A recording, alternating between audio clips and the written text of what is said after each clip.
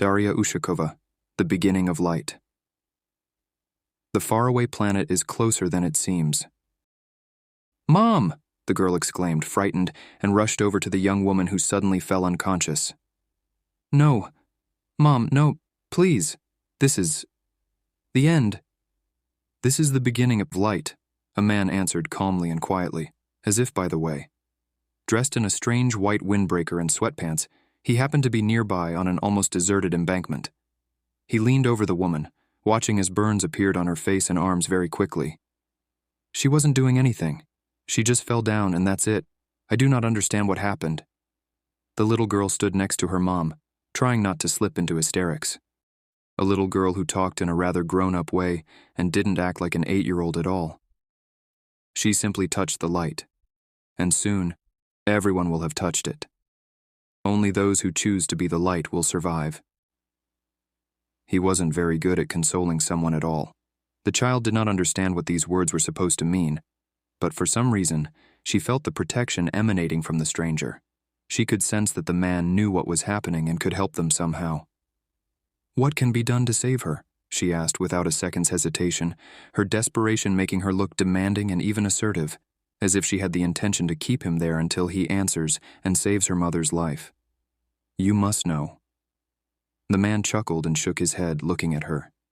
"You are quite brave. Is that your mom?" "Yes." "Then be the light yourself. This is the only way you can help her, because you two greatly influence each other energetically." The man sighed and carefully took the woman in his arms, lifting her gently. "Are you with me?" "Yes," the little girl blurted out without thinking. Of course she was with him. Somehow, the girl knew that he was good. She felt that he was the only one who could help them, whereas the rest of the adults, whoever they were, understood absolutely nothing about what was happening, which she already noticed. Doctors, physicists, rescuers, or scientists could not explain what was going on. She had already Googled it. People around the world started dying for no apparent reason about 6 months ago, while some ended up in the hospital with severe burns. Similar in symptoms to both radiation exposure and thermal burns at the same time, even though these people have not touched anything and did not have anything in common. There was no exposure to radioactive compounds or another type of radiation, not even enlarged holes in the ozone layer. Initially, all sorts of theories were put forward by scientists. Even the solar radiation remained the same as before. It did not matter if a person was at home or in the mountains, in a hospital or underground, burns could suddenly start appearing on their skin, and nothing could stop this process. The man nodded and closed his eyes for a second, as if submerging deep into his mind and tuning into something. "Take my arm and hold on as tightly as possible, with all your might," he told the girl, and she unquestioningly grabbed his forearm, and a few seconds later seemed to have dissolved into space, without even having time to exclaim from fright and the strange sensations that permeated her whole body for a couple of moments. It was as if her body had been split into atoms, shuffled, then reassembled once again. As soon as her feet touched the ground, she collapsed, discovering in surprise that her muscles felt like cotton wool for a moment, and her heart pounded wildly. "Ah!" she shouted belatedly, and a little indignantly, as if in protest that she had not been warned that it would be so strange. "I'm sorry I didn't warn you. There was no time, and this is not something that can be adequately described. But don't worry now. Everything is going to be fine, and your muscles will be back to normal in a few seconds. You're just not used to it." He walked across the soft carpet of grass and rested the woman on a round wicker sunbed under a huge sprawling tree. Disoriented, the girl didn't even immediately consider where she was, and only now began to look around. A green expanse of strange, soft grass, similar to a long pile carpet, except alive, opened up to her gaze. The place was a little hilly, neatly divided by a series of paths into sections like honeycomb, on one side spanning all the way to the horizon as far as the eye could see, and on the other abutted against low-rise houses. In addition to the endless fields underneath the blue sky, there were a few sprawling trees, mighty and wise, with large, strong roots. "Where are we?" How should I explain this?" The man sat down next to the woman on a nearby sunbed and tried to find the right words. This is a safe place compared to what is happening across the entire planet Earth. An adaptation hospital, you might say, for those who would potentially choose the light, but may not survive unless they have help adapting to the new energies of the planet. We created it along with other people for Earthlings like your mom. What is your name? Mila? The child said, shocked and confused. Now that the girl felt a little calmer, she wanted to burst into tears more than ever. The shock finally reached her in full, and tears started rolling down her cheeks. She pulled her knees up to her chest, wrapped her arms around herself and wept with all her heart, her face buried in her legs. She cried like never before in her life, so openly and freely, without suppressing a single emotion. Even the girl herself was surprised she was experiencing such strong feelings. Mila sobbed and sobbed loudly until she gradually began to calm down and steady her breath more and more, but she still kept her flushed face down. Is Mom going to be okay? She clarified again, just in case. Yes, the stranger assured her soothingly, doing something on his, as it seemed to Mila, luminous wristwatch. The girl gradually relaxed more and more. The surroundings seemed to wrap her in love and warmth, her consciousness and mind unwound with each breath, all the worrisome thoughts fading away. Even the strange grass underfoot seemed to be trying to calm her down. Mila lay down on her side, curling up with her hands under her head, and then, without even noticing, she gently slipped into a deep, restorative sleep. Mila. The young woman exhaled, sitting up abruptly. She was wearing all white. Soft flowing fabric covered her fragile body in the form of a loose and graceful garment. Her chestnut curls cascaded down her shoulders. She looked around the room in search of her daughter, not quite understanding where she was. Her mind had already begun to race out of habit, but for some reason her heart was perfectly calm, as if there was nothing to worry about. And somehow she knew this, even though she could not substantiate it in any way or even make a logical assumption.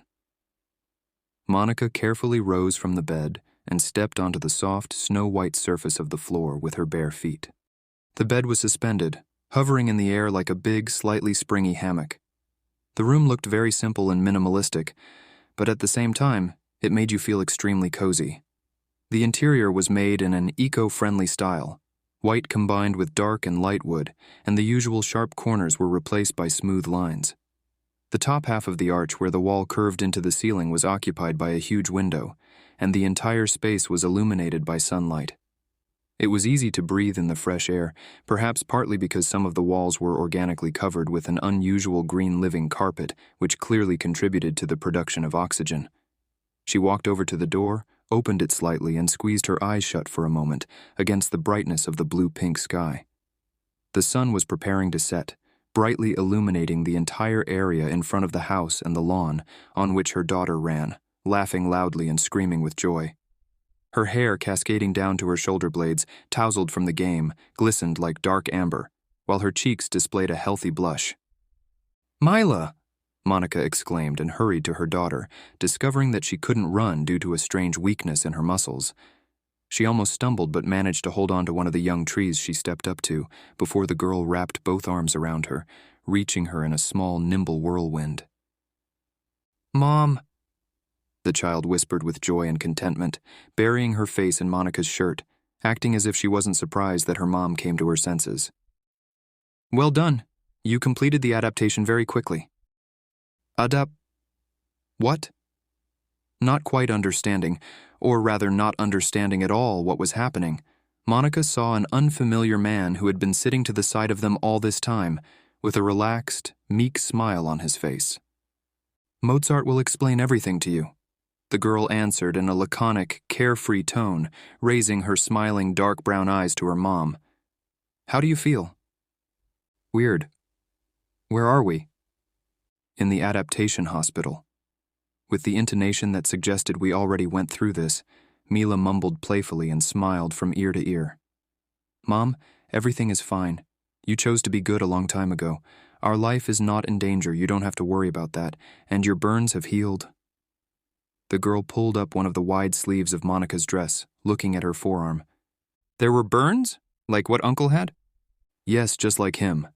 But yours healed up, because Mozart brought us here. Transported, more accurately. Via teleportation. Can you imagine? I told you teleportation is real, like in Harry Potter. But you didn't believe me. Ha!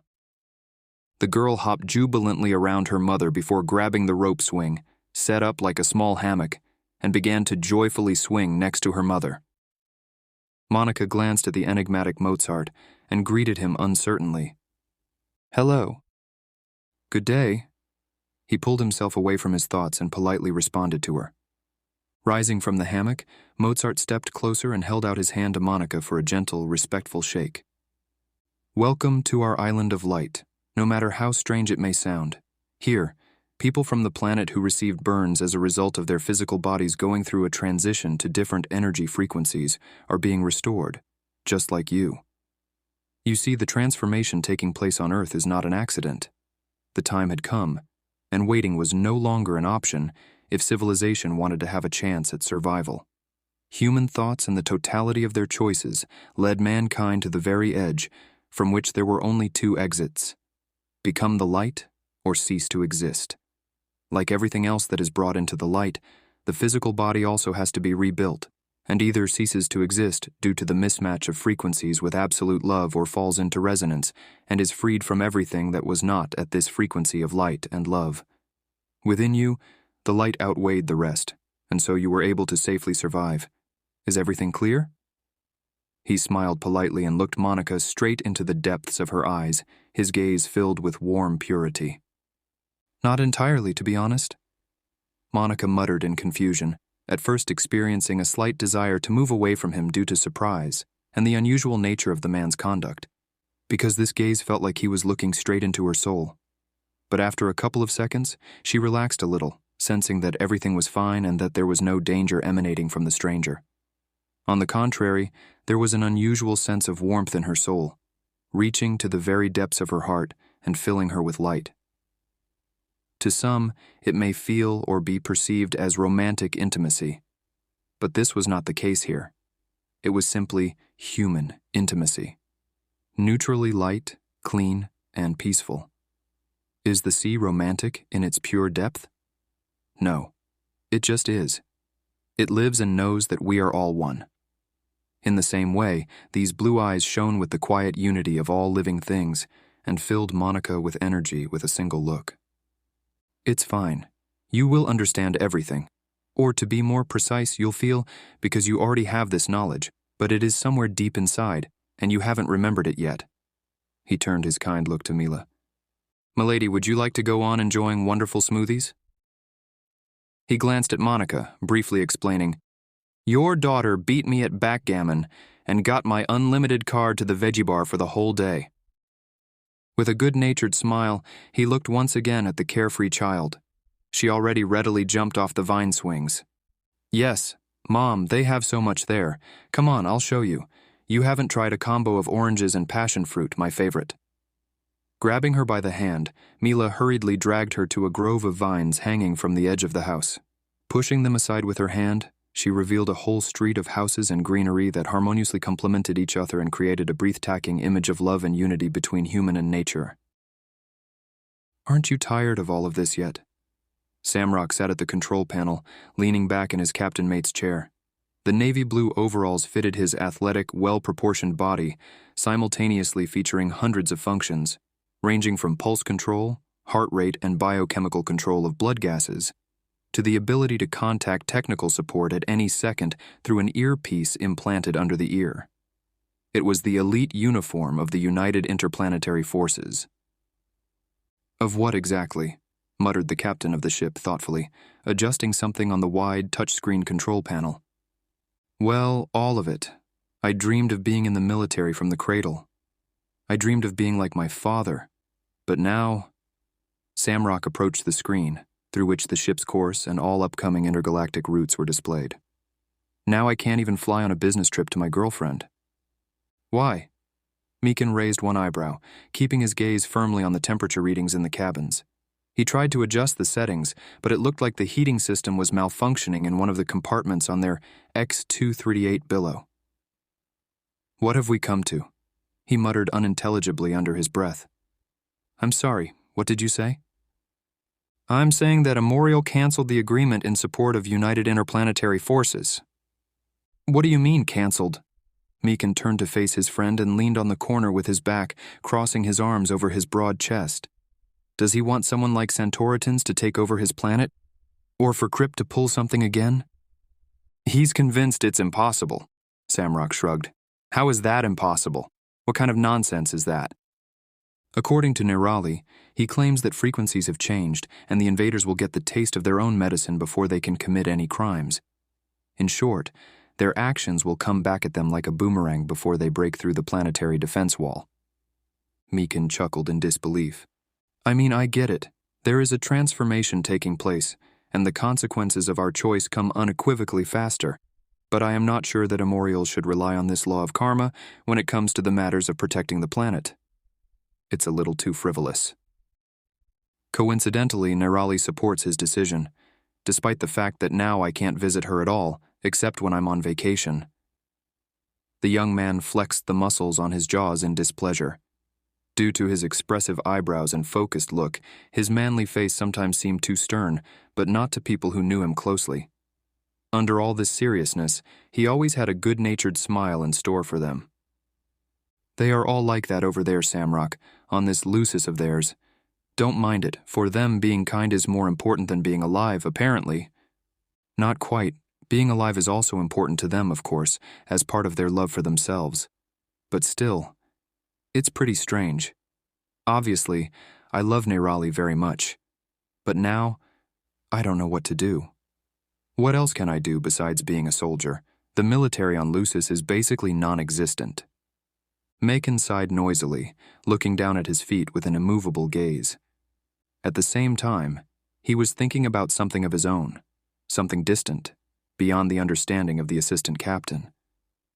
You have not been yourself after the crash, Meekin. Samrock scanned him with his attentive, direct gaze. Hard to be yourself after spending a year in a coma. The captain casually tucked his loose hair behind his ear, exposing the scars under his earlobe, and silently set to work again. Meekin knew that he was not himself. Occupational burnout, perhaps? For some reason, he was no longer thrilled about his captain's bridge. He was no longer sent on field missions. Not that he was too eager to chase criminals across the galaxies. His arms and neck were covered in burn marks, and he no longer had any intention to let himself be blown up if something went wrong. Risking his life doing tasks of those who actually, deep down, perceive him as expendable, as a pawn that can and should be sacrificed for the sake of their own well-being, accumulation of power, and efficiency. That's the whole point of being a soldier. And he no longer believed in any fairy tales about how romantic and heroic it is to be a special agent of the UIF after these 25 years of service. He had stroked his ego long enough for the status and title of a hero to be once again equivalent to life. A simple and happy life. He missed everything while darting through the galaxies, neutralizing criminals, and standing on these captains' bridges. All the delights of just living and enjoying the sun on one of the colony planets, taking pleasure in the warmth of the life of a mere mortal, surrounded by family and friends. War only exists where life is not valued. If everyone at least valued their own life, not even necessarily someone else's, then there could be no war at all. No one would want to be a soldier, a military man, or someone's pawn, risking their lives for the sake of realizing the ambitions of one of the rulers. For every person out there, simple human happiness would be more important than the titles of heroes and awards by the committee. Captain, your hormone levels are not increasing. We have tried hormone replacement therapy, as well as production stimulation, but as soon as we stop it, your dopamine and endorphin levels return to very disappointing stats. Meekin sat on a large hanging chair in a room with slightly dimmed lights and occasionally swayed himself out of boredom with the power of thought. The neuropsychotherapist watched him closely from the table across from him. Because nothing interesting ever happens, the military man answered with the same lack of emotion as he had in all previous sessions. He refused psychotherapy, not willing to give particularly verbose answers or assess the reasons behind his emotions. He was tormented by the feeling that none of it made any sense. Your injury during the crash significantly affected your mental state. You are still experiencing post-traumatic depression, but sooner or later it will come to an end. All that is needed from you is to try to recover and reopen yourself to people. But the most important part of this process is your willing participation.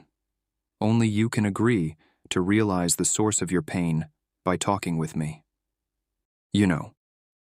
Mikan furrowed his brows and his weather-beaten face twisted a little as if he felt pain. For some reason, I feel like all of this is completely pointless. It's like I'm standing in front of a wall and I can't break through it, and there, behind this wall, is what I want. Go on. The professor encouraged him approvingly and quietly. Sometimes I have this dream. Mikan stopped swaying and looked down at his sinewy arms, focusing on the feeling and memory from his dream. I'm running on green grass, but suddenly I am sinking down into something metallic and cold. It even smells of steel, something mechanical, devoid of life. I'm trying to get out, but to no avail. I'm in a trap. I feel afraid. I have no idea what is happening. I feel like I'm losing my life. Losing something warm in my chest forever, and I cling on to the slightest opportunity to get out. But it's futile. It's all futile. The man exhaled noisily. This feeling has not left me for almost 6 months. The neuropsychotherapist recorded everything on an audio transfigurator. The captain's words ran before his eyes, flashing on a small panel, giving him the opportunity to add his observations if necessary. I am human, the man answered, slightly laughing with the corners of his lips. Monica sat next to them at a table under one of the sprawling trees, waiting for her dinner to be brought to her. How so? Not particularly surprised, she clarified. Her mind was slowly getting used to the fact that all new information would be potentially unexpected and extraordinary. So what if this man is an alien? Well, my distant ancestors were from Earth, and I am a member of the human race. Mozart thanked the robotic staff for bringing a tray of smoothies and fresh juices and gestured to offer drinks to the others. Mila did not need an invitation. She grabbed her favorite cocktail as soon as the drinks have arrived. Mila. Monica quietly reminded her of good manners, but then she met her daughter's gaze, which reminded her that the elastic green card belonged to Mila today, and therefore the drinks are also hers. What do you mean by ancestors, Mozart? Mila sipped her cocktail through a wheat straw. On your planet, technological progress took place tens of thousands of years ago. People have advanced not only in terms of science and technology, but also in terms of energy. For example, they were able to control their technology with the help of psycho-mental energy when necessary. Seeing their confused faces, he hurriedly followed up with an explanation. For example, they could lift the aircraft off the ground by focusing their attention on it, directing the energy that was in them to the engine systems. And then the aircraft basically glided the required distances and refueled via the solar panels. His speech did very little to alleviate their confusion, and Mozart sighed. He did not like to talk and explain. It was not part of his professional duties. It's just that you have a power that you practically don't use at all. It's what you would call the power of thought. More accurately, there were a few cases of individuals harnessing their power, but only for a very small number of people, just thousands out of billions. In your history, for example, there were cases when one person parted the sea in order to allow his people to be saved. Others walked on water. Someone lifted a car weighing several tons to save their child trapped underneath it, with no idea afterwards of how they managed it. You are capable of all this. It's just that no one taught you how to do it. On the contrary, this knowledge was kept private. You perceived yourself only as a helpless body, unable to influence your reality. Mozart shrugged his shoulders and, noticing the staff, happily accepted his Greek salad from the robot. What I like about my job is that when you work with Earthlings, you get to try a lot of new things, including your food. Over the past year, I have become a total Earthling. And what happened next? So there was some progress? Mila couldn't resist asking. Oh yes. Well, first there was progress, and then there was a series of natural disasters that took place on Earth. Those people who felt them coming decided to evacuate Earth and embark on a journey in search of other habitable planets.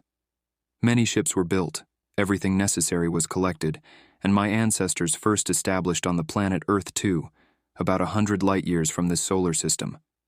Over the next hundreds and thousands of years, humanity settled there and on many other planets, some of which are scattered across different galaxies. For example, I am from the planet Lucis. We have had a lot of contact with Earthlings over the past decades. And what happened to those who did not leave Earth back then? Monica listened to him, feeling as if everything that was happening was a dream. Most of them died. They were simply swept off the face of the Earth. There were only a few hundred or thousand people left on different continents, most of them, of course, in the southern part of your planet. They did not retain any knowledge of technology and science, only fragments. They started their development cycle from the very beginning. All that remains of the past are myths and legends, passed down from generation to generation, like a broken phone. Sometimes we made contact with them, but they immediately mistook us for gods, since their consciousness was not ready to accept neither our technology nor our ability to control our reality through endless internal energy reserves. They began to worship us and try to exchange some devices for their resources. But it only hindered their development. They started becoming dependent on us, and therefore we decided not to interfere, but simply observe in secret. What did you help them with? Mila listened with enthusiasm, even forgetting about her orange and passion fruit juice. Well, with all sorts of things, sometimes we prevented the death of their governing leader from illness or assisted with construction of certain things. Even in present day, Earthlings have not yet reached the same level of technological progress as was required, for example, to cut a hole in a block of a pyramid, as the Egyptians did, when practicing with gifted technologies. Your scientists argued about this. I observed this firsthand. Mozart grinned slyly. Actually, it's pretty funny. It is even more fascinating to be among you and observe you directly in your natural habitat. Monica just rolled her eyes. Sounds like I'm listening to Animal Planet. She continued to eat her tender chickpeas and vegetables, which were on an auto-warming plate and weren't planning on getting cold. Well, when I look at how people treat other creatures living on planet Earth, it looks even worse than the animal world. Because most of you do not perceive them at all as sentient, full-fledged inhabitants of the globe, more like slaves that you can kill and torture at your whim as you please. I haven't eaten meat for a year, by the way, and my mom scolded me for it. Mila immediately pointed her finger at her mother, not hiding her triumph and not failing to tell on her. Darling, I'm just concerned about you. You're still young. I'm already an adult, but such dramatic changes are not safe for your body. Mozart laughed and shook his head. Oh, you Earthlings. And then, finally, he began to enjoy every piece of his fresh food filled with the energy it received from sunlight. He ate it so enthusiastically, as if nothing but this salad existed in front of him now, savoring the variety of flavors with all his cheerful being, which is why even Monica and Mila casually fell silent, not wanting to distract him. Nerali. The brunette stopped in a spacious corridor, turning around at the sound of a familiar voice. Her lush, slightly curly hair shimmered in the sun. Short strands tumbled out of a waist-length braid and framed her slightly swarthy face with careless elegance. Ah, hello, Jed. Her eyes, radiant with friendly calmness, did not express any surprise. I had a feeling that you would work with us. Yes, now we are colleagues. The young man pulled back the upper part of his light-colored suit, demonstrating the logo of the S&PH Center embroidered on the breast pocket. I congratulate you. It's actually a great space for creativity and self-expression. Let's go. They went further down the corridor with panoramic windows, connecting the two buildings together. The entire surface of the walls that wasn't taken up by the ultra-strong glass was planted with a green living carpet with an automated care system. Energy from solar panels triggered mechanisms for converting air into water and automatically supported the life of trillions of plants that provided a wonderful microclimate in the center of spiritual and physical health of the city of Ilion. I'll show you the cafeteria if you want. Narrowly tapped her wrist gadget a few times, alerting the staff that she was taking a break, and sat down with Jed in comfortable orthopedic gray chairs with a panoramic view of the small bay. You only have a few free hours a day in your flexible schedule right now while you adapt, right? Yes. Jed tapped the touchpad on the slide-out table and began to browse the menu. How much have you got? Depends on how I feel. Usually about 5 hours. At this time, This is an optimal proportion of workload and rest. Nirali calmly pulled off her sandals, sat down cross-legged, and also began to study the menu. What kind of specialist are you now? Physical health diagnostician. In short, I recognize the beginning of psychosomatics and pass it on. The very first step. Yeah, I remember that was your favorite part of uni. She selected a mango pudding with chia seeds and freshly squeezed orange juice and touched the order button with a satisfied look. Mom, I had a dream about Dad last night. Mila was lying on the bed, hugging Monica and twirling strands of her hair with her small hands. The latter gently and sadly stroked her daughter's head and looked into her eyes. What was he doing? He sang a song in front of the fire that everything will be fine, wherever you go. The girl smiled sadly. Yes. He loves singing such songs, the mother answered quietly, thinking about something. Especially for you. Do you think he might be alive? I don't know, dear. Thousands of people died. Millions simply disappeared into thin air as if they had evaporated. There aren't that many people in this city. Do you think he's one of them? Let's ask Mozart, shall we? Let's do it. In the morning, but right now it's time for bed, okay? I feel very tired today. Tired, this is when you did something that didn't agree with your soul, whereas now you are pleasantly weary. Mila corrected her earnestly, and with a know-it-all intonation. Who told you that? Professor Dobre. We had lessons all week while you were sleeping and we learned a lot of interesting things. I see. All right, sweetheart. Monica turned onto her side and hugged Mila, laying on the pillow next to her. Tomorrow you can tell me all about what else you went through in the classroom. All right, if I feel like it, the girl answered with a smile and curled up enveloped in a loving embrace from behind by her mother. Good night. Good night, Mom. Say his name and envision him in your mind. You can also describe him, but the main thing is to imagine what he looks and sounds like in space.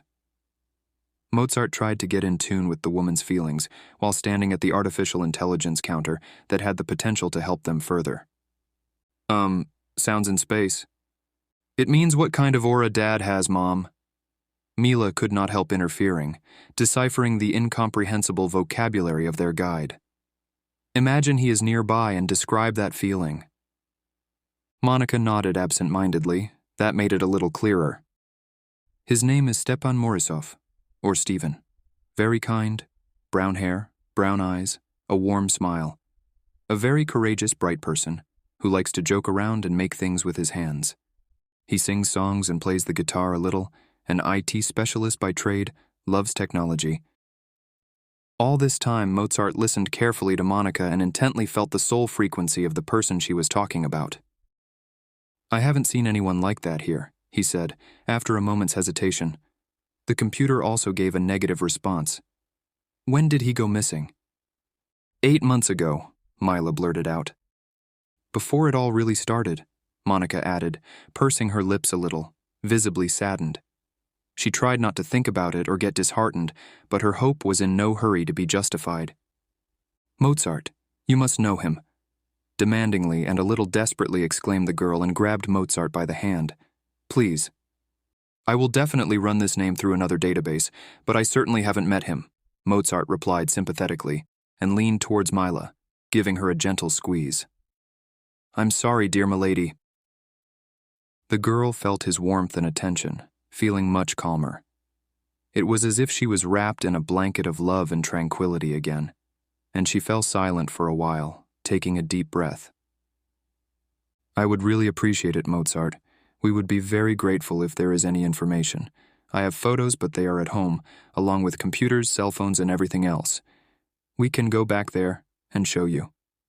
The man stood up and shook his head, chuckling slightly. It's definitely not worth it. Right now it is the apotheosis of everything that is happening on Earth, and it is far from safe.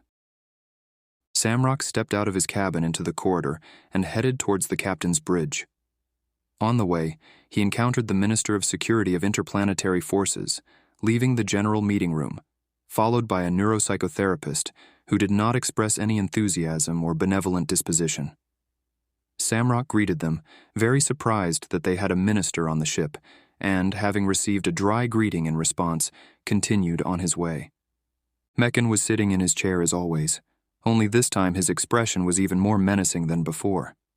"The Minister of Security is walking around out there. Are you aware?" Samrock asked, flopping into his chair. "I'm aware," the captain muttered. "I don't know what they all want from me." "Is something the matter?" His assistant raised his eyebrows in surprise. "What does any of this have to do with you?" "Last night I had an acute episode of neurocarditis. Footnote, a medical term, the earthly synonym for which is cardioneurosis. The disease is manifested by psychosomatically conditioned, paroxysmal, painful sensations in the region of the heart in the absence of an organic pathology of the heart itself."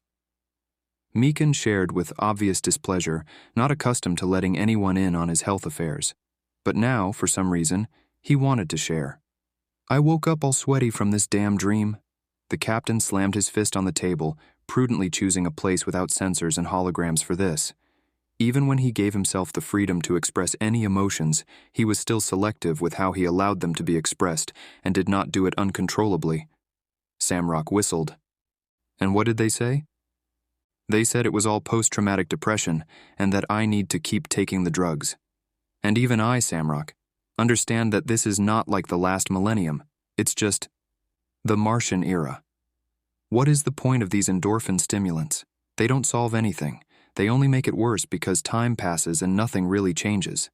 All of these therapists have clearly lost their minds. They are trying to create an illusion that everything is fine, but I don't understand why." Mekin threw his hands into the air, surprising the assistant with his frankness and emotion. They both fell silent as they considered what had been said. "I think Nerali could help you. More precisely, one of their Lucisian centers of spiritual and physical health. In this regard, they have a smooth-running system, and the average life expectancy on their planet is 120 years. Due to the excellent state of the physical body, due to complete harmony with the soul and mind." "Maybe you'd be better off advertising these centers on other planets rather than piloting a spaceboat," Mekin said sarcastically, still bristling and sullen after visiting the conference room in the morning. "Perhaps I will do that. It's still better for me than working here." Samrock did not fall for the captain's causticity, and, standing up with dignity, calmly walked out the door, picking up the incoming call on his earpiece. "What is your favorite color?" Nerali and Samrock lay side by side on the evergreen grass, admiring the sunset sky. The parade of the 3 satellites of the planet Lucis crossing each other's paths and forming a whole celestial spectacle above the horizon, which repeated every evening, pleased the loving couple with its indescribable beauty, not for the first time. "I don't have a favorite color, I love all colors," the young man answered thoughtfully, his tone emanating peace. "How? Even swamp green?" "Yes," he hugged Nerali, looking at her with a smile. "And hot pink?" the girl asked doubtfully. "Yes, without it we wouldn't have this sunset sky," Samrock confirmed in a relaxed tone. "Oh, wow. That's some answer. Yes, you are absolutely right." Nerali admired the colors of the sky and noticed that perhaps the entire color spectrum was present there now, and, no matter how incredible it was, all the colors seemed to be an integral part of the picture, perfectly matching and complementing each other. After enjoying the moment for a couple of minutes, Samrock, surprising himself, decided to ask something. "Nerali, I heard that the rules of teleportation control for those arriving on Lucis have been tightened, and now many people may not be allowed here at all." "Yes, of course," the young woman confirmed, stroking his arm. "Are you worried about yourself?" A pair of greenish-brown eyes looked deeply into his eyes, glowing with tenderness. "No. I remember you said that people with a good energy history will not be affected, and I arrive here exclusively in a state tuned to love." His lips stretched into a wide smile. "Right." Nerali approvingly confirmed his theory. "I am asking for my colleague, Captain Mekin. I think I've told you about him." "Yes, when he was in a coma, I remember." Nerali's eyes lit up a little differently, this time with a touch of professional interest. She felt that the conversation would relate to her vocation. "He has a psychosomatic disorder, and perhaps one day he will need to use one of your centers. But he is a military man and not at all in a good state of mind. Does he have a chance of being admitted? Of course he does, my love. Neroli once again turned her gaze toward the very slowly dissipating sunset.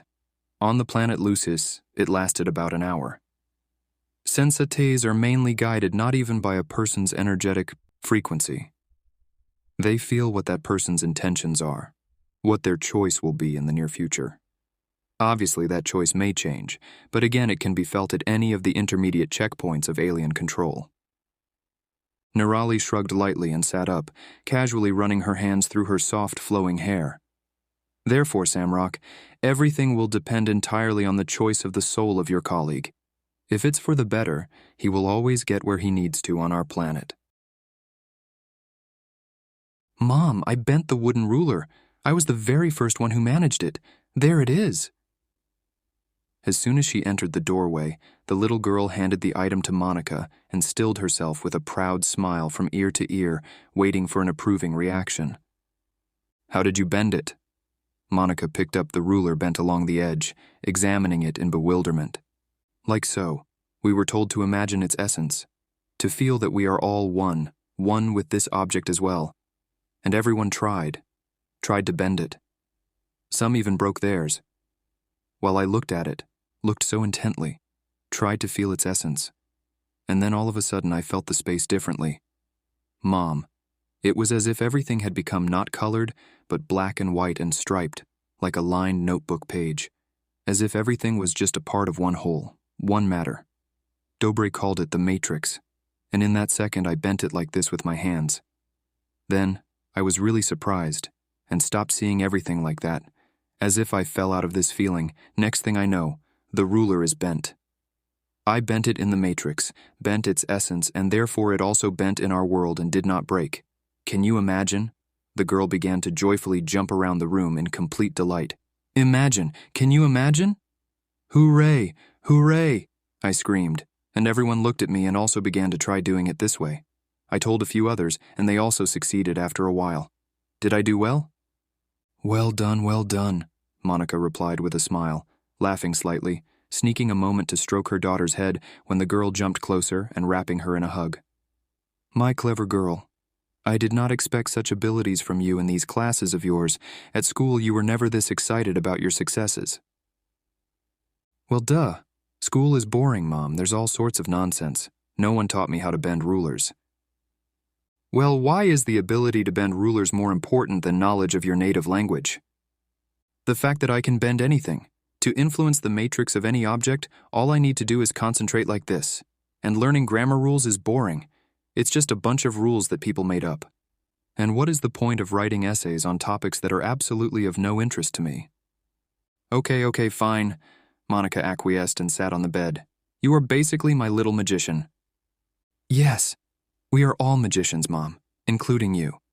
You just haven't practiced yet. Would you like to? There is also an adult school, by the way.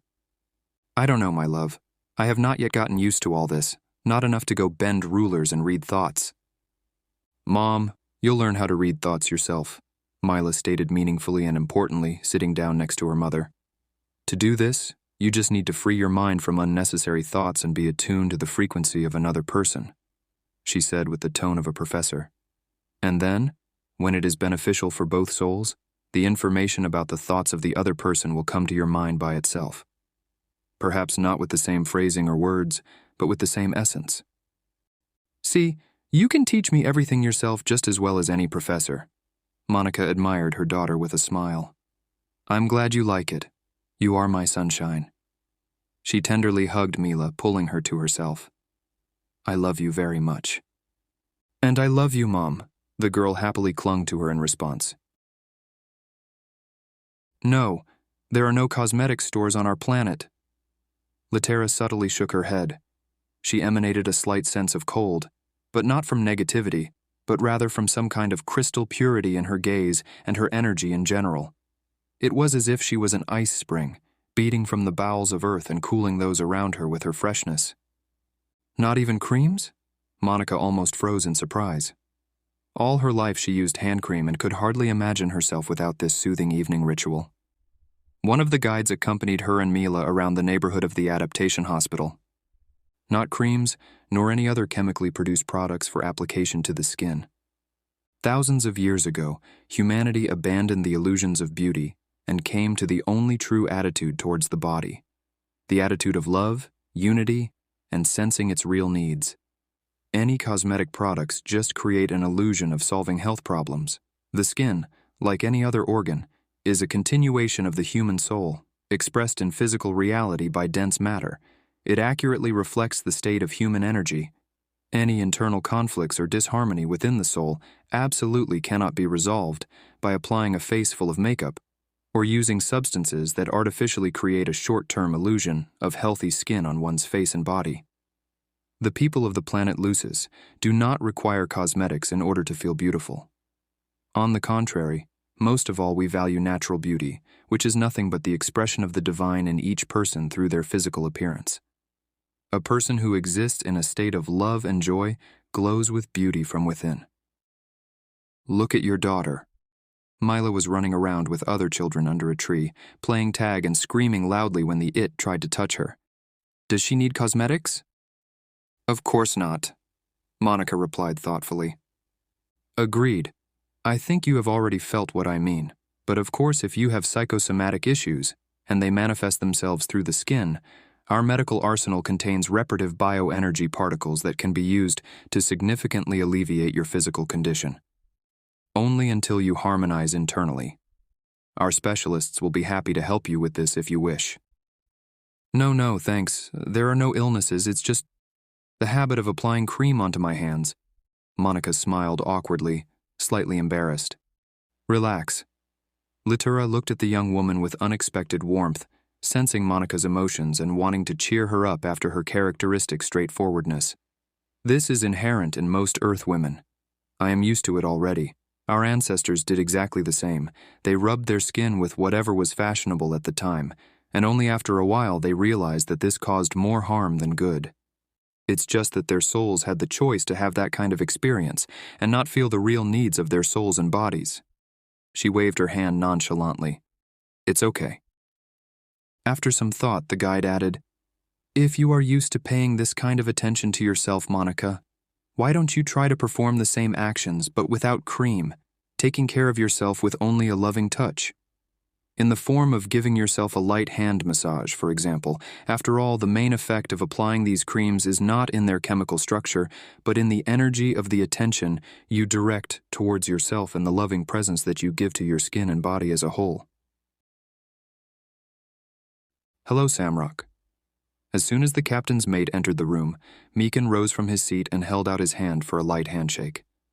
Suddenly, the young man felt that the captain was handing him some kind of small object during the handshake. Not hiding his eyebrows, raised in surprise, Samrock quickly gathered himself and was able to discreetly shove the item higher into the sleeve of his suit. Sorry for the taunts last time. You were not responsible for anything and I was out of sorts, Meekin explained sincerely, and slowly sat back in his chair. It's okay. Samrock smiled slightly, still a little surprised. If Meekin can hide anything from anyone, it's from management, judging by the development he brought to Samrock's attention a couple of days earlier. Did you go to see Nirali yesterday? The captain asked, as if nothing had happened, returning to his work duties on the holographic screens. Yes, the young man also calmed down and started to slowly monitor the state of the ship, checking the tasks derived by artificial intelligence that required human intervention. I took a day off. I'm quitting, you know, in 2 weeks. Yes, I know. Meekin nodded thoughtfully. I was informed about the crew change, yesterday. How is your condition? The assistant gave him a quick look as he walked from the screens on the wall to his chair with a dashboard. Better already, he shook his head, unruffled as usual. My heart didn't hurt anymore. Perhaps my post-traumatic depression began to recede.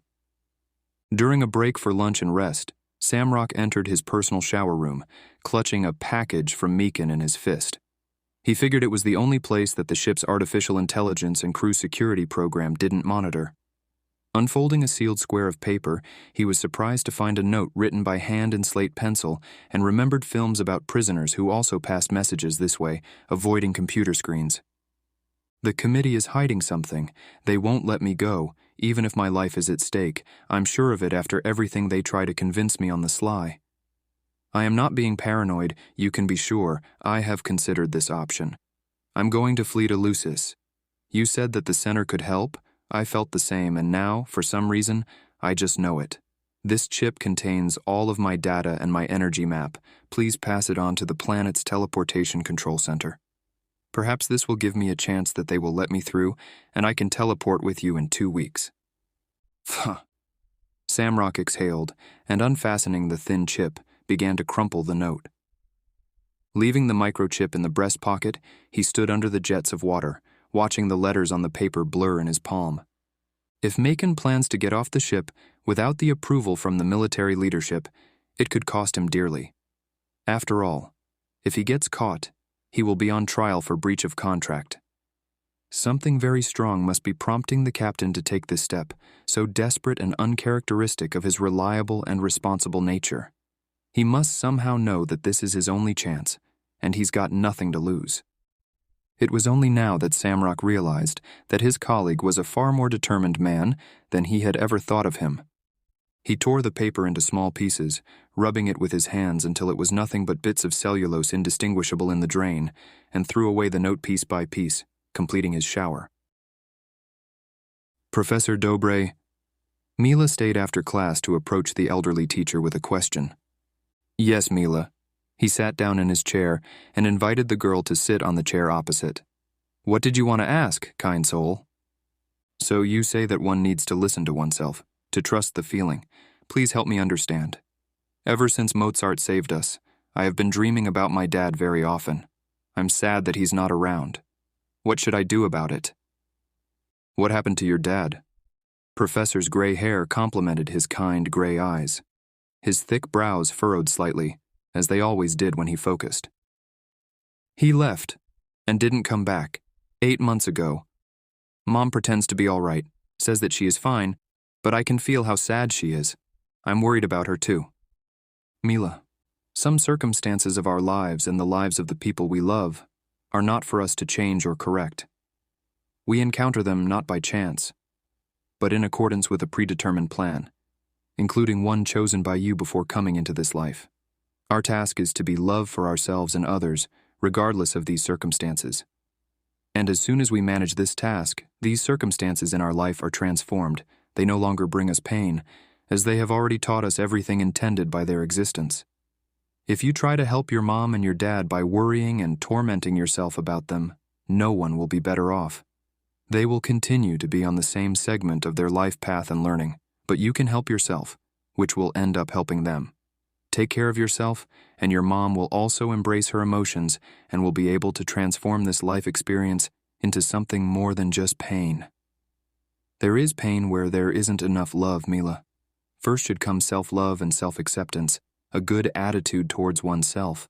After all, the world reflects back what is inside us. The girl did not understand everything that was said with her mind, but these words, like a stream of crystal-clear water, passed through her, pouring into her heart with soft and quivering warmth. She subconsciously absorbed all the subtext that Dobre was conveying to her, and immediately calmed down, quietly nodding to the elderly Lucisian. Thank you, Dobre, she said as she saw Mozart talking to other people, and, nodding once more, jumped up from her chair.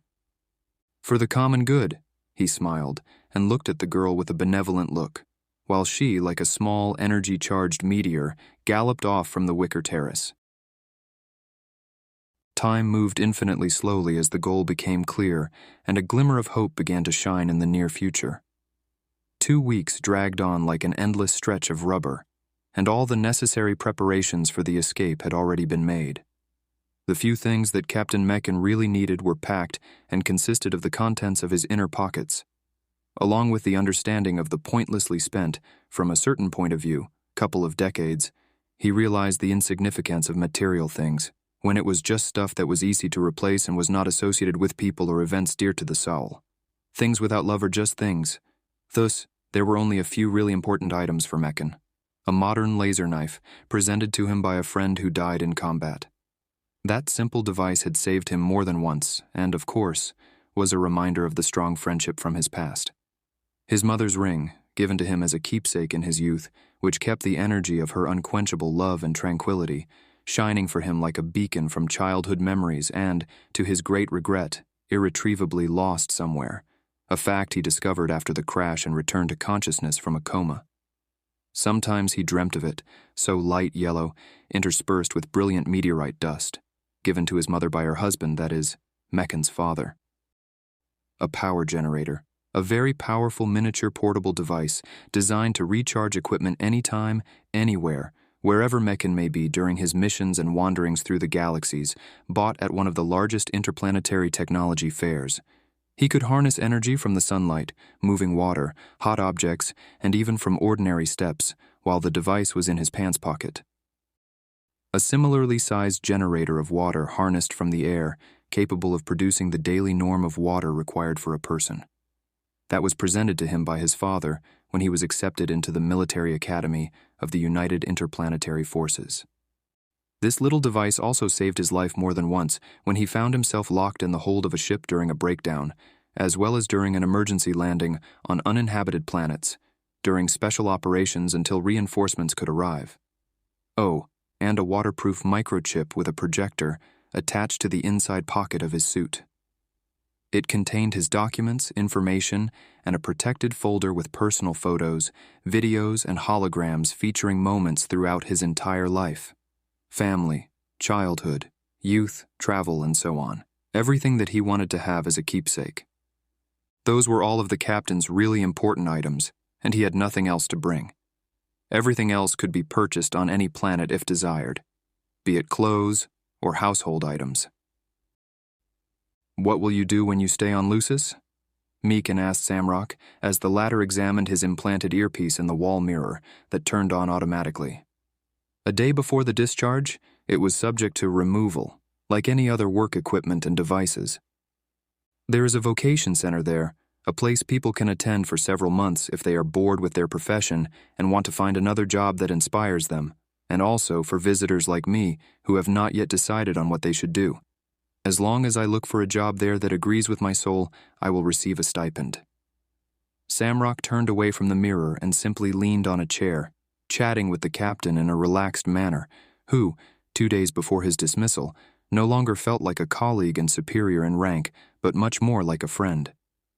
Mechan nodded pensively, appreciating the thoughtfulness of the system that assured successful employment of the population and the importance attached to it by the planet's management.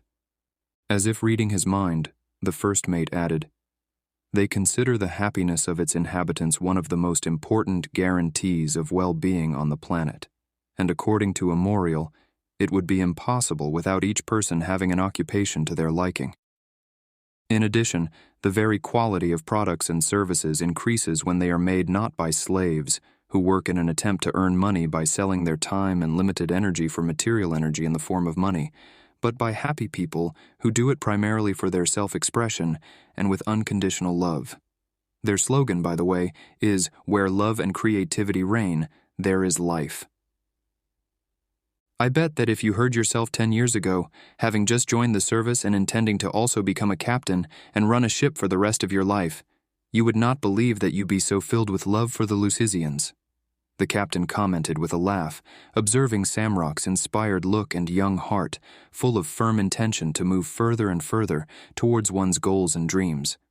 What Mechan liked about Samrock was his eternal desire for self-development and gravitation somewhere further, into the unknown, immense, but definitely brighter future. "We create our own freedom, Mechan," his father once told him, "with either our consent or unwillingness to accept the conditions created by life. If we don't agree with something, we always have the choice to create something new, different, something that we like." And Samrock obviously lived by the same rules, restlessly creating his own reality, no matter what it cost him and no matter what other people tried to convince him of. "You know, sometimes I wonder how you even ended up here among the military, with such love of life and your free disposition. After all, we have always been taught to obey, even if it is contrary to our conscience or feeling, our opinion or principles. It's just breaking of a person's will and freedom. I only realized this a year ago, but you seem to have always known." "What a sufficiently provocative and frank speech, Captain," It's very unusual to hear this from you now." The young man chuckled, ironically looking at such a contradictory person in front of him, rediscovering himself, as if crawling out of the shell of his own principles and norms. "You're leaving in 2 days, and all the discharge orders have already been signed. I have no reason to uphold the illusion of command hierarchy, and I don't want to be a captain anymore either." Meekin sighed, looking at the dashboard in front of him. There was a look of desperation in his eyes that perhaps only Samrock could see, the emotion of a man who had nothing to lose. He spoke more quietly, playing along with his plan in case his words were analyzed. "My post-traumatic depression is receding, therefore I think that in the future I will also take up some other tasks. The minister was expecting this. For some reason they value me as an agent." He could barely hold himself back from snarling his last words with sarcasm, but he did not intend to betray his true feelings to the committee, and so, as if nothing had happened, he turned to the first mate and waved his hand in a characteristic gesture.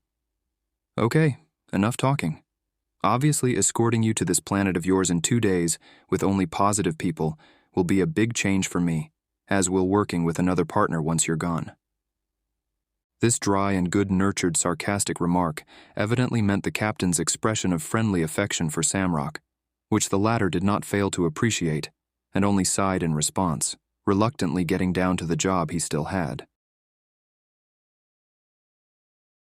AI, access to artificial intelligence settings. Left alone with the computer on the captain's bridge, Meekin proceeded to carry out his plan. After so many years of work, he spotted a couple of bugs in the artificial intelligence system that allowed a ship's captain to temporarily occupy it with impossible tasks, which would lead to a reboot and a request for technical support. This meant he and Samrock would have at least a few minutes of limited control from the ship in order to submit a teleportation request. If the planet Lucis accepts him, then the deed is done, since it will not let the chase through quickly, if at all, depending on what the pursuer's intentions are. Keeping Mekin and not even giving him the opportunity to quit for some mysterious reason are clearly not good intentions, which would give him some head start until he sorts out his physical and psychological state. The enthusiasm with which he thought out this plan and his rapidly improving health confirmed the feeling that he was on the right track. "Access denied." AI was clearly not in the mood to answer in full today. A red bar lit up on the screen, indicating an error. "Artificial intelligence of the ship. I, Captain Meekin, order you to give me access to the settings," the man repeated decisively. He didn't have time to be polite to the program at all. "Access denied," AI repeated adamantly, without changing its intonation. "Artificial intelligence must follow the orders of the captain of the ship," Meekin reminded it with firm determination. "Unless there is a conflict with the order of the Commander-in-Chief of the United Interplanetary Forces." "And what is the conflict here?" he asked for clarification, starting to lose his cool a little. "Were you going to hack into the teleport panel and proceed to the planet Lucis?" AI politely clarified, pausing for a few seconds. "Based on your hormones and pulse rate, I guessed right. This is precisely what contradicts the order of the Commander-in-Chief of the UIF." Rage began to rise up in Meekin's throat, and he turned red, but immediately calmed down. Emotion was replaced by composure. The captain turned around and was about to leave, when suddenly the Minister of Security for United Interplanetary Forces appeared on the screen. "Mekin, I know you're bored with being captain. As soon as you fully recover, we will assign you new missions. Everything will be as before. Other planets, interesting operations, you will once again be an agent." "Did I ask for it?" the captain asked coldly. Anger flashed in his dark eyes. "What do you want from me? I've applied for a resignation. You rejected it." Seeing in the minister's eyes new, carefully formed phrases, filled with absolute disregard for the captain's words, he did not wait for an answer, and forcefully rolling the door to the side, quickly moved to the next compartment. There, Samrock was already waiting for him, shifting nervously and glancing at several military men and robotic personnel who were on duty nearby, as if by chance. Rushing into the room, Meekin looked around and exhaled, still not knowing what he was going to do. He took a few steps towards Samrock, watching everyone around them approach him as well. Silence reigned, and the tension that arose in the air grew with every second. Let me see my friend out, Mekin demanded coldly from the two uniformed men blocking his path. They hesitated, but still took a step back. No surprises, one of them warned, drawing his weapon. Others armed themselves behind him. What am I, a prisoner? Mekin asked menacingly. I am the captain of this ship. The military men were a little deflated, but the second did not fail to answer. UIF's order, Captain. Mekin walked with Samrock to one of the teleportation booths along the wall. Its transparent walls closed in a semicircle on both sides as soon as a person was ready for teleportation. But they haven't even set foot on its red-lit platform yet. The men looked into each other's eyes. Time seemed to slow down its hectic pace. The first mate was not frightened. On the contrary, he looked at his former colleague openly and with some kind of readiness. Take a chance.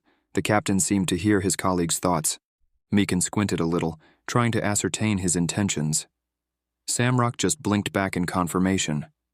In the next moment, Mekin pulled out a weapon from his inner pocket and put it against his friend's head, turning around to face everyone around him. I have a hostage, he announced loudly and rushed into the booth with Samrock. Nobody move, Mekin managed to say before he was pierced by an electric charge. Samrock closed the booth's doors manually, blocking the passage with an internal emergency mechanism, and saw the captain slide down the back wall in convulsions, writhing in pain. Mekin, it's the earpiece. The charge was not strong enough to kill the captain, but almost enough to render him unconscious.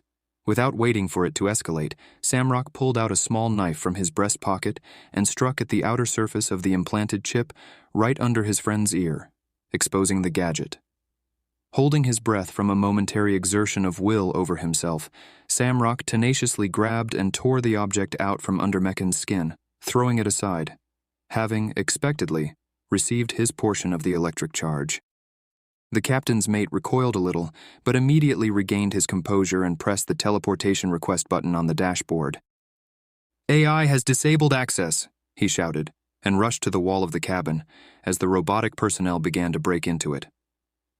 Mekin got up from the floor, coming back to his senses more and more and feeling the hot liquid pouring down his neck. He manually disabled the panel's automatic mode, overriding AI's dominance and putting the system into emergency mode. Entering the captain's access key, Mekin switched to manual input of prearranged data for teleportation, staining the sensors with blood. Although the wound was small, the abundance of blood vessels in the affected area quickly created a spectacularly bloody result. Tapping the familiar keys incredibly quickly, hearing the deafening sound as the wall that protected them began to fall apart, the captain finally successfully triggered the teleportation release from the ship. All that remained was confirmation from Lucis. Everything will be resolved over the next couple of moments. All or nothing. Access granted, he shouted and grabbed Samrock by the forearm, pulling him a step back from the booth's wall into the teleportation circle and dissolving into the teleportation stream down to atoms to gather back on another planet. As soon as they appeared on the teleportation platform of the city of Ilion, Mekin literally fell out of it on wobbly legs. He grabbed the railings and sat down against the wall, smearing blood on every white surface he came across. They were immediately approached by a medical scanner of physical and psychological health and 3 employees of the teleportation customs. Samrock, meanwhile, stood by, pale and out of breath, and then laughed nervously. If the military doesn't rush in here after us now, it will be just fine. Mekin didn't react. He was dizzy, and although on the inside he was very pleased that they had managed to escape, he was physically unwell for some reason. The adrenaline was subsiding, and with it, his strength left him. The paramedic machine and human staff helped him up and carefully placed him on a stretcher that lowered from the side panel of the robot. While the medic was restoring the integrity of Mekin's skin with a hand-held bioenergy particle emitter, the rest of the customs officers scanned the soldier for weapons and seized 2 plasma pistols from the inner and outer pockets of his dark blue suit, informing him that they would be returned when leaving the planet Lucis. They left the laser hand knife as a permitted item. Nerali saw them from afar, and after running across several platforms, she finally reached the recent arrivals. What happened? She hugged Samrock tightly, slightly out of breath. Are you okay? The girl looked over the former military men in surprise. "Yes, my love, everything's all right," Samrock reassured her joyfully, holding his dear Lucisian close to him, as if wrapping her in his manly love. "Meekin has had a minor injury. Even so, your craftsmen have already healed him. I was waiting for you at another platform, and then I look over and see there is a medic, a robot, a stretcher." The girl finished more calmly, relaxing in Samrock's hands. "People rarely arrive on our planet like that." "Well, we couldn't simply arrive like everyone else. That would be too boring, wouldn't it, Meekin?" The former captain turned his head to his friend and gave him a short nod, smiling for the first time in a while. "What is that, Mozart?" Monica pointed to the dome of a large building made of multicolored glass. "Temples?" "No." The guide shook his head with a grin. "It's a greenhouse. We have not followed sex for a long time." "What sex?" Monica frowned slightly with her expressive eyebrows, and the edges of her neat lips were touched by a mocking smile. She was sometimes amused by Mozart's alien attitude in regards to things that are obvious to earthlings. "I'm talking about world religions." Mozart looked at her with an expression of soft and calm clarity. "What do you think a sect is?" "Well, it's when an organization is based on fear. Everyone believes something that they were convinced of." In response to this, Mozart let out a short, merry laugh and began to perform pirouettes while walking along the green flooring of the hills, dancing carelessly. A very accurate description of any major religion, don't you think?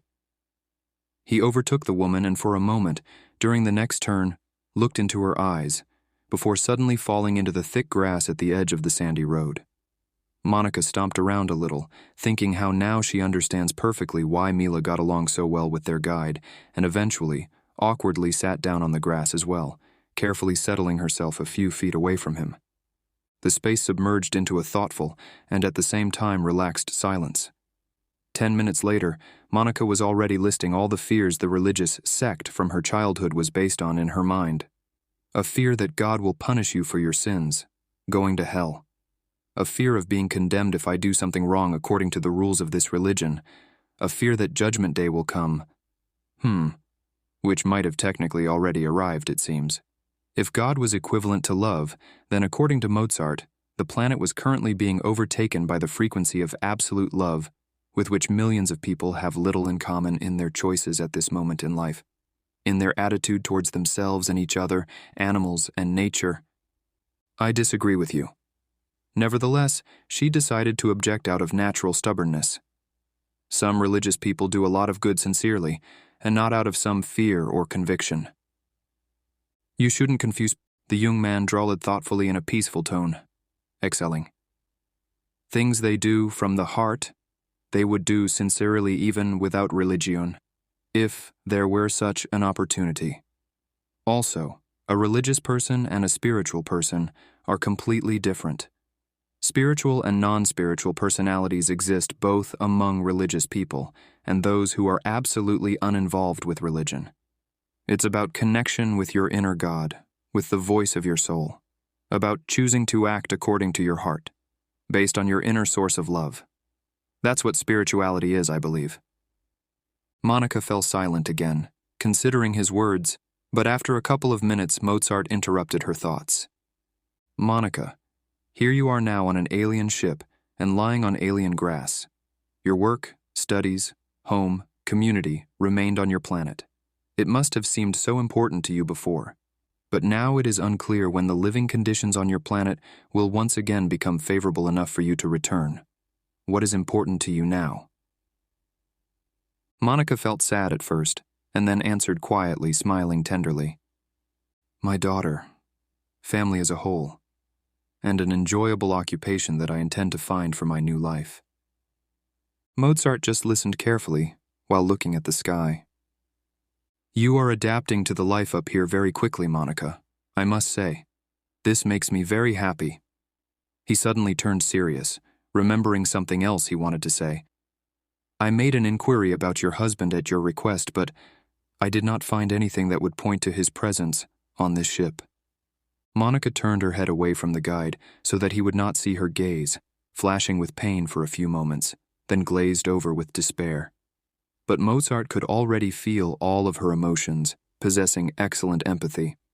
But even without it, it would not have been difficult to guess. I feel that nothing happens without a reason. There are reasons for everything. The young man cautiously tried to support her. And what reason could there be for a wife and daughter to lose their husband and father? Monica said, choking up, unable to contain herself. This information is not available to me, but your and Mila's souls know this reason.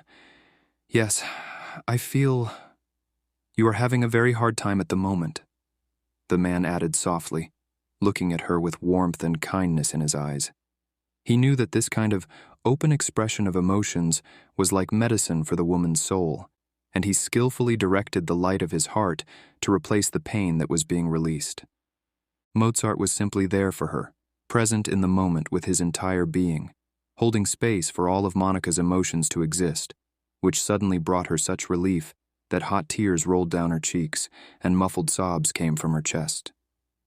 It was unlike anything she previously felt, not like the consolation from her friends, saying things like, "Everything will be fine, everything will work out. You'll see," nor her brother's dismissal of her emotions. "Don't cry, some people have it much worse than this." It was just Mozart's unconditional loving presence near her, even though he was neither a relative nor a friend to her. He wasn't trying to change her emotions or stop her crying, did not feel sorry for her, and did not suffer with her, but simply allowed her to freely feel everything that she felt and existed at the frequency of love, here and now, right next to her. You...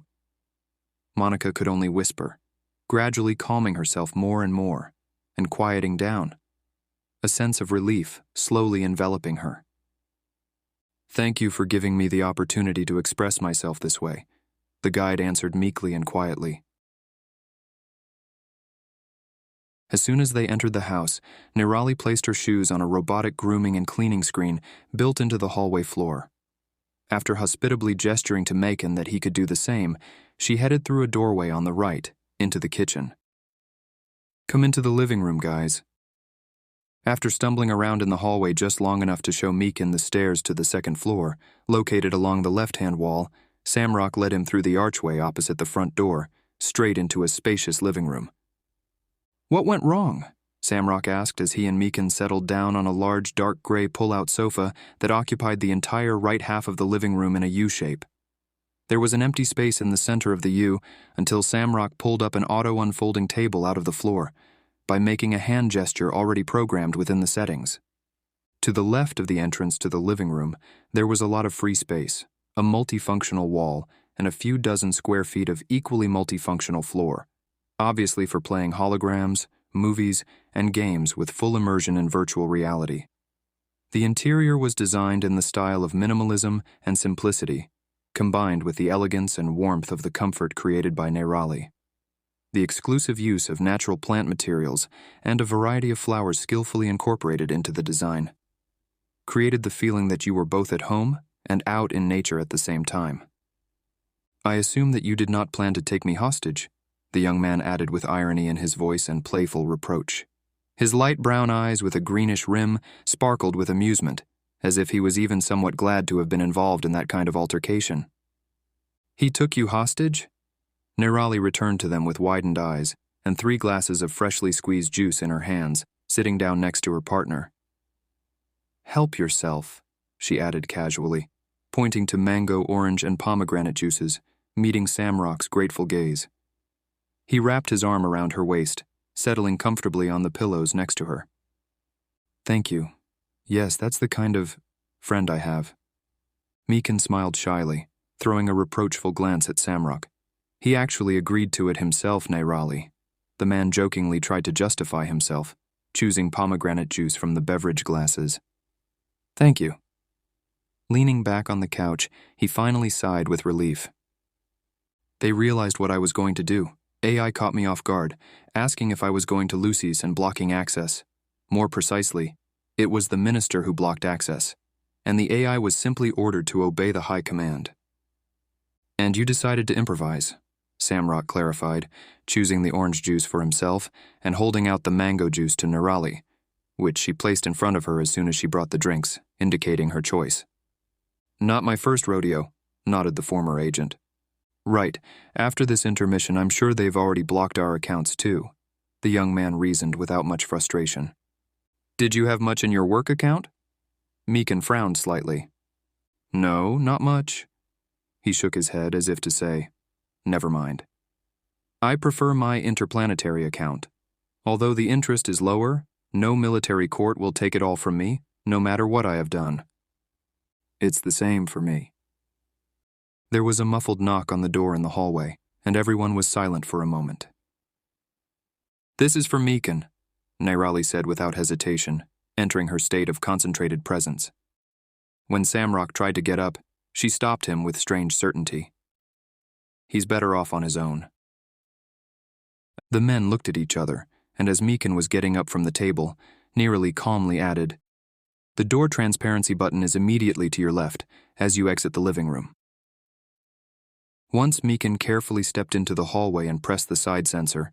That made the door appear transparent to him, but opaque to the guest. The next thing he knew, he was already flying to the kitchen on his left in a coordinated somersault, so familiar due to his profession, without having time to even realize what had happened. This wasn't in vain, because a second later, half the door, together with a charge of plasma, flew across the entire hallway straight into the living room, crashing into the wall with an electric crackle sound and crumbling into many pieces, setting ablaze. Despite the fact it was well concealed, Meekin still managed to notice the weapon of the intruder, even if its only indications were the characteristic stance of the uninvited guest and a barely audible electric rumble, which meant that his subconscious decision to jump away was correct. Jumping to his feet, he tried to snatch a pistol from its usual place in the pocket of his suit, but with some annoyance he did not find it there. For the time being, he decided to be content with the knife that came to hand, throwing it forcefully from behind the jamb towards the hole in the door. While pulling out his laser knife, he suddenly heard the sound of a falling body and waited in disbelief for a few seconds, very doubtful of a single knife being so effective against a UIF agent. Even if it struck him in the chest, there would be armor in his special suit. Hearing this sound, Samrock also froze, already standing between the silently concentrated Nerali and the entrance to the living room, armed with what came to hand, namely, a heavy long figurine made of some kind of metal. "The situation is under control. Everyone maintain your awareness," a loud voice announced, followed by the rustle of clothing and numerous steps on the other side of the front door. Meekin extended the reflective surface of the side of the knife into the doorway leading from the kitchen, making sure that they really were law enforcement officers, and it was not a deception. He came out into the hallway almost simultaneously with Samrock, opening what was left of the door. People in white overalls have already treated the attacker's arms and legs with a special substance that immobilized the muscles for several hours, both by targeting the nerve plexuses of the arms and legs and through mechanical setting and hardening. The aggressor was wearing ordinary clothes, disguised as a local resident. Mekin carefully examined him, memorizing all the details, plunging into heavy thought. His knife hit the agent in the upper abdomen and only really hit the soft tissue, nevertheless, not completely penetrating the modern body armor hidden under the clothes. The ones who knocked him out were the law enforcement officers, judging by the marks on his neck, loading him with a generous dose of drugs for a sound and serene sleep on top of everything else. How merciful, Mekin thought with a grin. If only I was greeted like that on my assignments. On other planets, they were ready to blow up the whole ship just to protect themselves from the UIF. "Everyone alive and well?" a young doctor asked them, looking around, to which Nerali, who had just approached them, immediately answered in the affirmative. "Do you live in the house?" "Yes," she confirmed again, gradually beginning to return to harmony and familiar calm. "Would it be convenient for you if the restoration work is carried out in the next half an hour?" "Yes, of course." She nodded benevolently as she watched the team of operational services safely teleport out and close the scraps of the door with their vacuum-popping noise of disappearance in the background. "Do many of you on Lucis have organic teleportation skills?" Meekin asked, watching with interest. "A very large percentage of people, and for law enforcement this is a required skill." The former captain raised his eyebrows hearing this, nodding approvingly and pursing his lips on his way back to the living room. "Not bad," he muttered, sitting back in his seat and picking up his glass of pomegranate juice again as if nothing had happened. Everyone was thoughtfully silent. Samrock put both arms around Nirali, carefully looking her over to see if she was afraid. But she was only a little paler than usual and more serious. Suddenly, the young man remembered how it all began and cautiously asked his girlfriend, "Nirali, did you know this would happen?" After all, if Nirali hadn't stopped Samrock, or if they all went to open the door together, then Meccan would have been the only one able to orient himself so quickly and automatically jump out. No. Innocently and somehow touchingly childlike, the girl met Samrock with her pure, sincere gaze. "I just said what came to me. I simply felt it." "Thank you, Nirali," Meccan said, pursing his lips. "I didn't want your kindness and hospitality to lead to such a result." He nodded at the fragments of the door against the wall. "Not to mention the risk to your life and well-being. To be honest, I didn't expect them to give the kill order. It is still unclear to me as to why. Fire me, start the court proceedings, issue fines, make me persona non grata on Earth 2, or impose some other sanctions." Meccan frowned, throwing up his hands. "But in order to shoot to kill, this is some kind of nonsense." The room fell into silence. Nirali just shuffled a little, settling further back on the sofa cushions, leaning on Samrock's shoulder, and then thought about something of her own. She wasn't bothered at all about the door and other things that got damaged, and the men sensed this without words by the carelessness with which she reacted to the damage to her house. On Lucis, very few people valued material and easily replaceable things, not to mention something like a door. When in 10 minutes they would bring and install a new one, exactly the same. The only thing that worried her was the risk to their health, but as always, if you exist in the state of love, if you feel and trust yourself being one with the world, then the whole universe will make sure that everything happens for the best. "It appears that this agent lived here," Meccan said quietly, pensively, "and the UIF pointed him to me. Files were sent. For example, the few seconds of the onboard video of me taking you hostage, edited, of course, to cut before—" He let out a choked laugh, looking in front of him. "It becomes obvious that I did not actually commit any crime. I only wanted to leave the ship. Whereas detaining me was a crime against my rights and freedom. But to this guy, of course, everything was presented the other way around. A particularly dangerous agent who has gone off the rails, trying to hack access to the AI and threatening the personnel with a plasma pistol."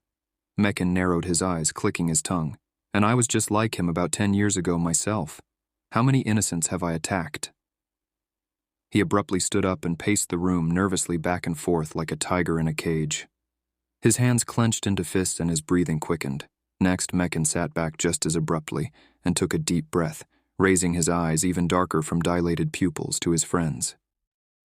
"How did I not realize this sooner? It's so obvious.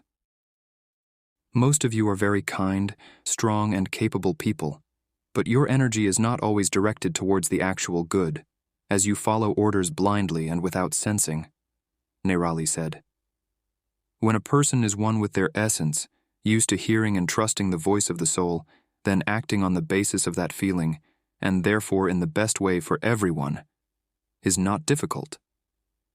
The men were silent, digesting what had been said. Samrock already understood what Nirali meant, but he had no idea how to apply it in life. Meccan was about to protest that in such an organization it was impossible to act according to one's own choice, but the girl beat him to it. "Apparently, Meccan, what happened was a manifestation of pure karma." Nirali met his gaze with inspiration suddenly appearing on her face. This enthusiasm in her voice could always be heard when she noticed another confirmation of the ingeniously wise and amazing laws of the universe, including the relationship of cause and effect. At such moments, she could look through the veil of all the decorations of the subjective reality created by every person in their life in order to learn lessons on their personal path of development. And she admired it with the liveliest interest, like the backdrop of her favorite theatrical performance, which she encountered backstage. "In a word, you got what you deserve, Meccan." Immediately, Samrock jokingly summarized it in his own way and started merrily laughing at the way Nerali hurriedly protested about this interpretation of her words. No, Samrock, Meekin, no. On the contrary, it's just that now you've come a full circle and you have learned the lesson, you can reassess everything. It's wonderful. This made even Meekin's lips curl up in a grin, and the tension in the room evaporated in an instant. Hello? A well-built, gray-haired man rose to shake hands with his visitor, while the latter responded to his greeting. The sensate appeared to be of a very mature age, but the former military man did not try to determine how old a person was on this unusual planet, as he guessed incorrectly many times during a funny word game with Nerali and Samrock at breakfast this morning in the S&PH Center cafeteria. Sit down, please, over here. Mekin obediently sat down on one of the simple and comfortable chairs opposite the sensat, looking around the bright, minimalistic interior of the room. Unremarkable, except for the unusual yellow pattern on the wall, reminiscent of watercolor stains and sun splashes, leisurely and soothingly moving around in the interactive mode. There was a creative and productive atmosphere in the room. It was fresh and spacious. While the visitor looked around, the sensate did not waste any time and diligently tuned into the frequency necessary for feeling and awareness.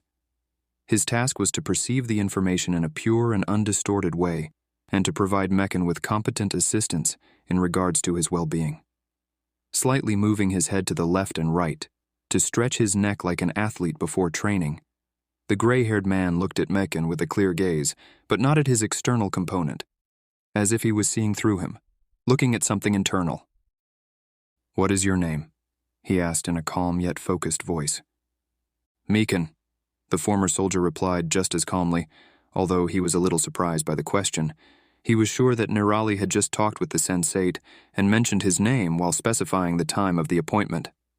"Is that your full name?" the gray-haired man asked Mekin. "Yes, last name Omrat." Earlier that morning, the young woman explained to Mekin that first he would have a consultation with one of the main specialists, and not by her, since her own specialization was more about the rehabilitation period and helping people to feel their soul, rather than the initial release from the causes of pain. The name of this sensate, now seated directly in front of Mekin, was Loomis, or Loomis Ixtigral in full. Mr. Ixtigral nodded, explaining, "When you say your name, it is the key and voluntary permission to working with you. For future reference." "Like an access key?" asked Mekin, to which he received another concentrated nod. Mekin only had a rather vague idea of what the sensate meant, but subconsciously he understood that it was at least related to the access to his psyche. "Do you know who you are, Mekin?" The sensate's bright, keen eyes looked through the former soldier, which felt especially strong when the man who wasn't used to close eye contact met his gaze. But instead of shutting down internally, as he did at a neuropsychotherapist's appointments, Mekin, on the contrary, suddenly felt a surge of trust and relief. There was an obvious atmosphere of wishing him well and being as open to him as they offered for him to open up in return.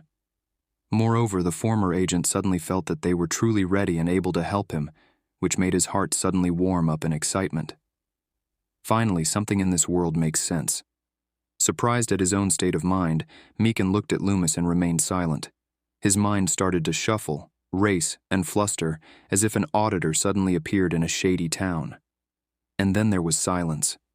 Unable to concentrate, the former military man honestly admitted that his thoughts were in some kind of disarray, and he felt pretty strange, to put it mildly. "It will pass soon, it happens," the sensate answered calmly, obviously doing something of his own, unknown to the former military man. "Please don't cross your arms or legs," he added casually, forestalling Mekin's attempt to cross his arms in front of him. "All right." An excited shiver periodically ran through his entire body, as if he was out in the severe cold, but at the same time some very important and joyful surprise was waiting for him. Mekin pursed his lips for a moment, sighing and trying to tune in and collect his thoughts. "Tell me, please, how did it all start?" Finally, there was another question, easier for Mekin to answer this time. "I've been with the United Interplanetary Forces for about 25 years, most of that time as an agent." This whole story started with a shipwreck and an unsuccessful military operation. The former captain began speaking more confidently and distinctly, meeting an approving nod. I sustained burns. He touched briefly the marks on his neck and left arm. I survived by some miracle, ending up in a coma and staying in it for almost a year. A year according to interplanetary time? Footnote: interplanetary time. Due to the different length of the year on different planets inhabited by people, the length of the year on Earth 2 is accepted as a universal unit of time. A year on Earth 2 is equal to almost 1.5 years on Earth, to be more precise, 1.37 years. Ixtegral briefly clarified, examining the injuries on Meekin's skin with a tenacious look, and, having received an affirmative answer, wrote something in a prehistoric handwritten diary. After this question, Meekin started feeling a little uneasy for some reason. Then I woke up in a military hospital 6 months ago and was reinstated in the military as a captain of a ship patrolling interplanetary space. I developed post-traumatic depression, according to neuropsychotherapists, and my condition began to worsen. I had nightmares. A little more than 2 weeks ago, I had an attack of neurocarditis, and they gave me nothing except for drugs. For some reason, I did not trust neuropsychotherapists, and so the therapy process was very slow and completely ineffective. What did you dream about? The same dream. Meekin recounted it, emphasizing the sense of meaninglessness, coldness, and despair, the feeling of being trapped behind a metal wall preventing him from breaking through to life. And when was the last time you dreamt about this? The sensate listened with genuine interest, sometimes making notes on paper and being completely present next to Meekin, which created a strange feeling, perhaps for the first time in his life except for childhood, that someone was really there for him, someone understood him. Last time was 16 or 17 days ago. After I decided to escape from the ship to Lucis, I haven't dreamed about it since. Loomis nodded thoughtfully. Good. He was like a detective, carefully and slowly unraveling the riddle in his own subtle world. Meekin, please tell me what happened before the crash and the coma. At first, the question baffled Meekin, and then suddenly cooling off, he blurted out clearly, "Operations to capture criminals. This is classified information." Something inside him began to bristle. Do you remember any specifics? You can describe, for example, one of the days during this period. Meekin fell silent and grew serious. Vague doubts about the purity of the sensate's intentions started creeping up on him, wrapping around his sensations with chilly dark threads. Why do you need to know this? He asked bluntly, averting his eyes to avoid the now presumed psychic influence. I'm not asking you about people, places, or events of military importance. This is certainly a military secret, and I do not plan to infringe on it in any way, Meekin. Loomis responded tactfully. I am asking you about how you spent your leisure time, for example, whether you had contact with relatives or friends. Ixtegral explained quite calmly, just as before. After thinking for a while and not feeling any pressure in his words or intonation, not even a hint of manipulation, the former agent relaxed a little. Furrowing his eyebrows, still a little suspicious, he began to ponder over the question. I have no relatives. As for friends, I don't remember if I talked to them, he said, reluctantly clarifying. I was very busy with work. Do you remember, for instance, how you celebrated your last birthday before the crash? Meekin was silent again, and then angrily but restrainedly answered, No. What does it matter? It matters. The UIF doctors warned me that I might exhibit signs of retrograde amnesia. Perhaps that is why I do not remember anything about such minor details. Have you been photographed or been captured on some kind of video or hologram? The questions began to tire Meekin. Then he finally remembered. Actually, yes, I have.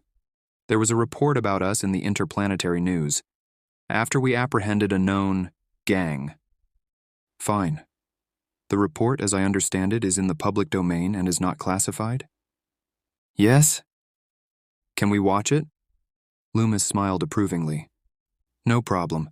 Put a web search on the screen and I'll find it among the reports.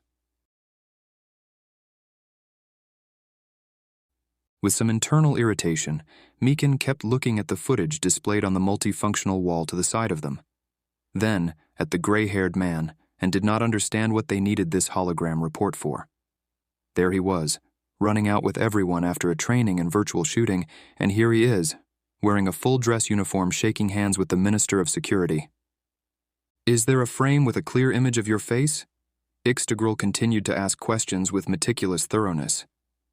"What difference does it make?" exploded Meekin. For some reason, the former military man began to feel feverish, along with waves of poorly controlled anger. For a moment he wanted to leave this stupid room, but he suppressed this impulse. "It's just that there isn't one, Meekin," Loomis replied calmly and slowly, looking his interlocutor straight in the eye. "This hologram is a fake. Take a closer look. I know that it will be psychologically difficult for you to admit it, but it's true." Ixtigril's words sounded like a deafening bell in the Meekin's head, slowly arriving to his consciousness with great difficulty, as if they had to get through a thorny jungle of cotton wool. All of a sudden, he cooled down, as if some dark part of his consciousness realized that resistance and denial were pointless for the time being, and it needed to hide away in the back alleys of his psyche. As he rewatched the report several more times, his eyes reacted with periodic soreness, as if the old blinders were literally removed from them, making him see clearly. Meekin leaned forward in his chair, rested his elbows on the table, and, nervously biting his lower lip, finally broke the short silence with a question, slightly confused and filled with disappointment. "So what if it's a fake video?" The former agent felt that the sensate was leading him in the right direction, at least in terms of how unusually multifaceted and vivid his emotions had been over the past half hour. It was as if he was fighting with himself, and this fight was exhausting him, but at the same time, step by step, he was getting closer to inner relief stemming from the feeling that he was approaching his real self. "To answer your question, first we need to find out how long ago was the last time you actually had contact with your friends and family. What do you remember?" "I think?" Meekin fell silent again, trying to remember. "The last time I spoke with my best friend was more than 7 years ago, in person. And then, he died." The man stumbled as he finished the sentence, looking down at his hands. "And with my other friends, I only spoke by hologram or video link, as far as I remember. I spoke with Samrock, for example, like a couple of times. It wasn't a priority somehow." Meekin sighed noisily. His voice lacked the usual confidence. Never before has recalling something taken so much energy and labor. "Do you remember when the last time was?" Loomis asked kindly and tactfully, sympathetically lowering the volume of his voice. "No." The man shook his head in dismay, trying to force a smile, finally realizing that something was really wrong with his memory. "Maybe we should ask your friend then. Am I correct in thinking this is the Samrock you arrived with to Lucis?"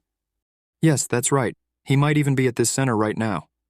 "Okay, just 1 minute. I'll check with Nerali if he can come here sometime soon. Meanwhile, you should get some rest, Meekin. You have done such a good job." "No, you didn't call me at all," Samrock said immediately, before he even landed on his chair next to Meekin, whose tired look left much to be desired. "Moreover, it was difficult for me to reach you. I think you answered only once, said that there was no time to talk, and ended the call." The young man chuckled and crossed his legs, obviously feeling relaxed in this place. "And when was this, could you specify?" Ixtigril asked politely, picking up his diary. Mekin just cast a confused look at his friend, because he couldn't remember this either. Probably." Samrock narrowed his eyes, raising them to the ceiling. "I would say about 2 years ago." "In interplanetary time?" habitually clarified Sensate. "Yes." "And was this call via holo?" The Sensate did not have time to finish the question, as Samrock clarified, "Video communications." "Maybe you remember some details or features?" "No, nothing out of the ordinary." Samrock scanned Meekin with a concentrated look, examining him. "He was in his dark blue uniform, but I don't remember much else." The former agent chuckled at that and shook his head. I don't even remember this call, to be honest.